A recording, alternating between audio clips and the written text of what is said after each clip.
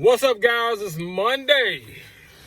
Rainy, nasty Monday. I guess all you folks who like cold weather during Thanksgiving are getting it. It's supposed to be freezing the next 2 nights.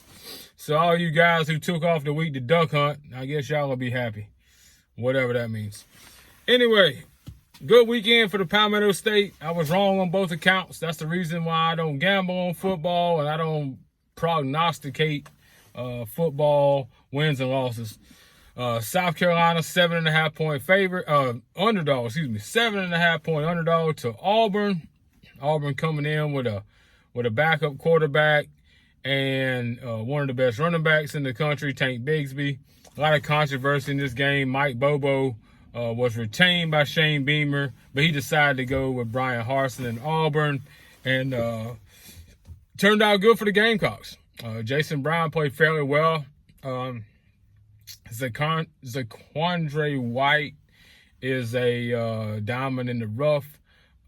He's got speed to the outside. Even when he gets caught in the backfield, he can beat guys to the corner and get positive yardage.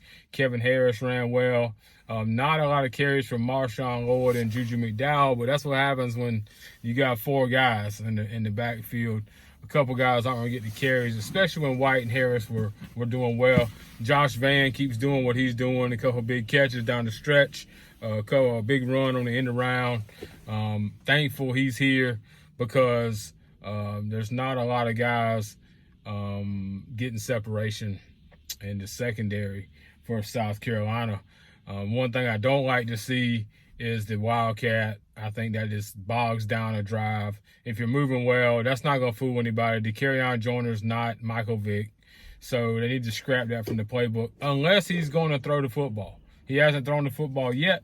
We've seen this in past days in the Spurrier era where you might have a Bruce Ellington throw the ball down the field. I think even Steph Gilmore threw one down the field there against Clemson. So, overall, 6 wins. Vegas had South Carolina at 3.5. That's a positive.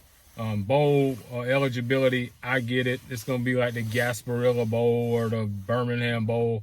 It's not about where you play. It's getting that extra month of practice, getting some guys some more reps, some cohesiveness with the remaining players, and then rewarding the seniors for hanging around.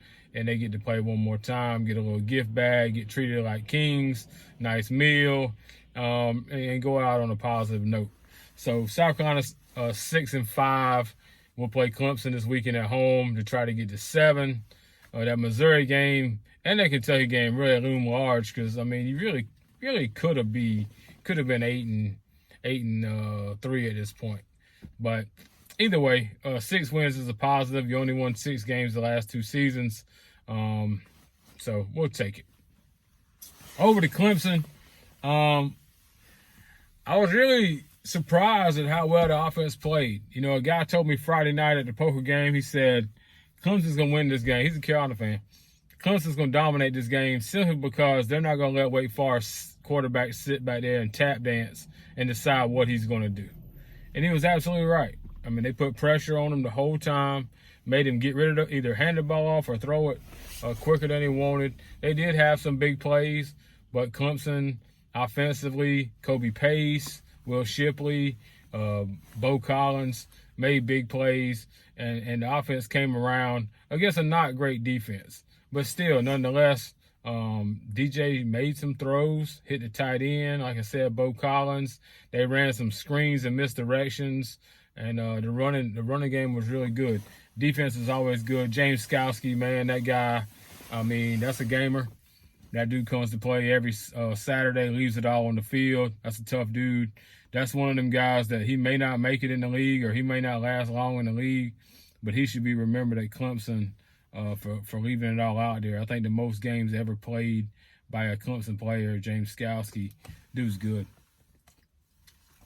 So, like I said, moving forward, the Palmetto State Rivalries this weekend, not as big as it's been in years past. For a while there, it was a stretch of South Carolina winning 5 in a row, winning 10 games a season, going to a decent bowl game, and then it flipped, and Clemson's won 6 in a row, and generally in those years, they were playing for the ACC championship, and then playing for the national championship or making the playoffs, and none of that's in effect.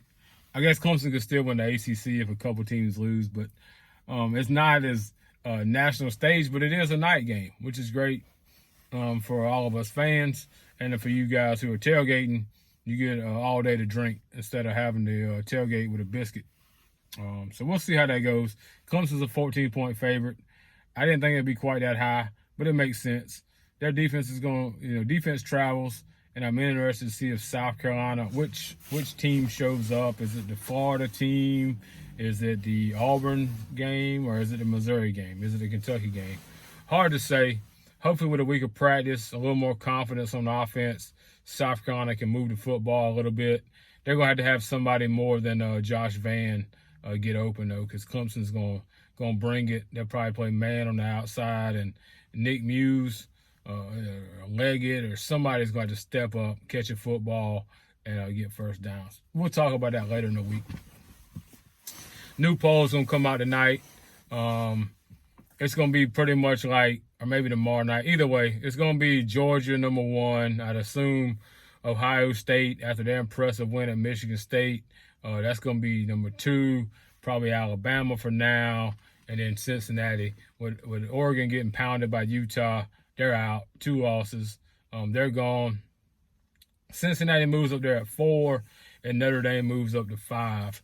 And somehow Notre Dame hangs around. They lost to Cincinnati early this year, and now they're going to hang around and get that 4 spot, which is fine with me because they're going to get pounded by Georgia.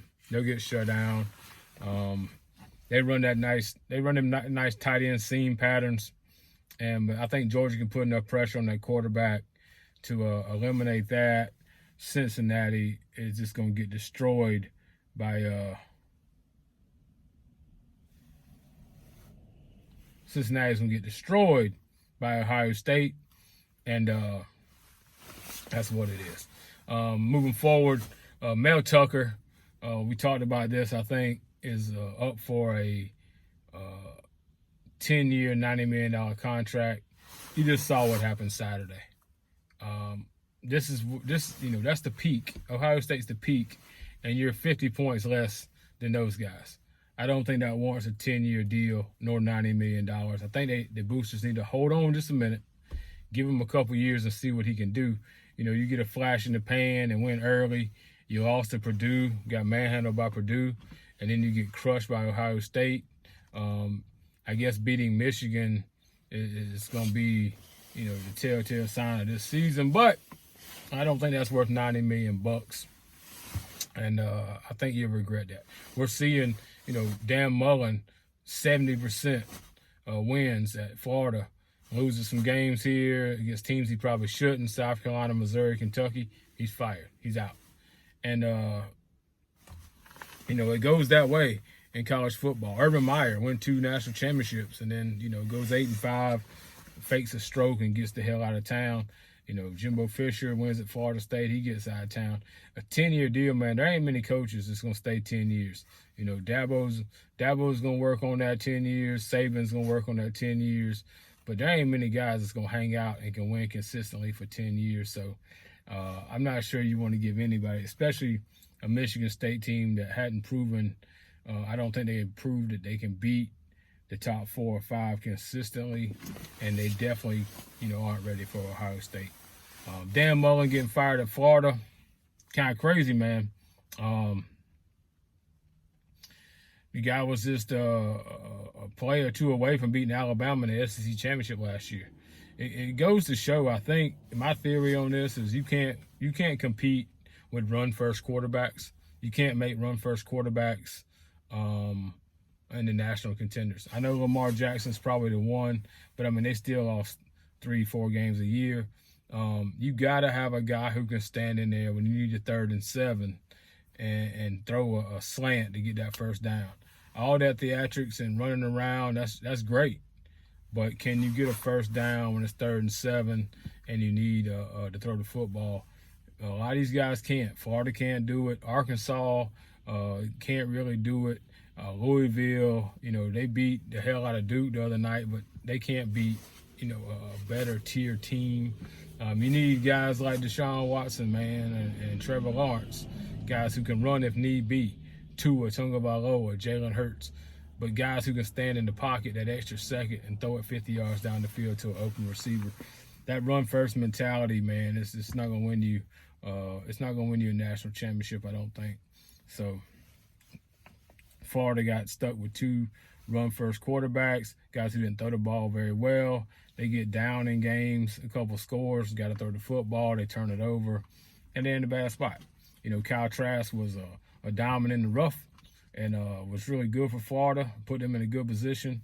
These 2 guys they had this year put Dan Mullen behind the 8 ball, and you can't do that in the SEC. And now I guess he'll probably take over. One of these guys, mid-major guys, will probably get one of these big gigs. LSU jobs open, Florida jobs open, Southern Cal's jobs open. Somebody's going to move into these jobs, and that'll open up other jobs. Guys like Billy Napier and Jamie Chadwell may get a shot at one of these openings somewhere.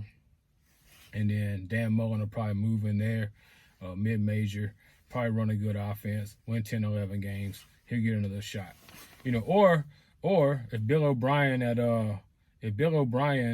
Alabama gets a head coaching job, which seems like every offensive coordinator at Alabama gets a head coaching job, just because they're coaching the best players in the country, like Steve Sarkisian, who obviously can't be a head coach.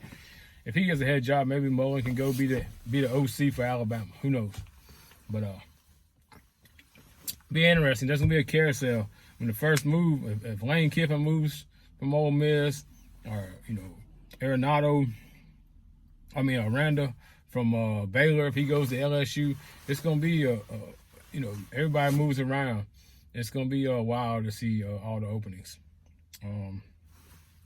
Switch to basketball for a minute. I'm sure you've probably seen it if you watched any highlights of LeBron James elbowing Isaiah Stewart in the mouth and busted him up pretty good, like the first round of a Tyson fight, bloodied all in the face. And Isaiah Stewart took offense to it. He wanted to fight. He felt like it was blatant. I don't know why every sport just doesn't govern themselves like hockey. Just let them 2 guys go. If you want to go, go. When you hit the ground, we stop the fight. You go to the penalty box. I guess you get ejected in the NBA, but you can't let a guy blatantly elbow somebody in the mouth and not have some retaliation. Nobody knows who Isaiah Stewart is, so it won't hold much weight. But I'd love to see, like, the baseball, where you hit my guy, hit your guy, at least get even. This way, LeBron's never going to get, held accountable for it. He'll get ejected. He may get suspended, which he was probably going to sit out a game or 2 this week anyway. As physical condition as he is, he's missing games every week, resting, garbage like that, stuff that Jordan didn't do. Anyway, it's rough. I'd like to see some way to equal it out, where if you did sucker punch somebody, at least they got their chance. That would be great. It'll never happen, but it would be nice. And one last thing on rule changes and rules in general. One rule I hate in the NFL, and I call it the fat man rule. Aaron Rodgers gets it a lot, but I see more and more teams do it. The defense changes personnel, and number 99, they pulling him off the field, and he's running fast as he can. The offense snaps the ball. They get a 12-man on the field, legal participation penalty, because number 99 didn't quite make it off the field yet. Why is that a penalty? There is 12 men on the field. That's true, but he's not participating. He's going fast as he can. If he stopped and picked up the wide receiver, yeah, I can see that being a problem. If he stayed on the field and played defense, that would be a problem. He's a step or 2 away. Man, just quit that. That's just a stupid technical penalty that slows the game down, a little technicality. The fat man's trying to get off the field. He has no participation. Hockey does it all the time. They switch 3 or 4 guys. 3 guys may step down before 3 guys step up. The 3 guys stepping in and got a leg over the board. Honestly, there's 8 guys on the ice. They can call it 8 guys on the ice penalty. It's the same scenario, man. The guy's not in there. But anyway, Thanks for listening. Gamecocks win. Tigers win.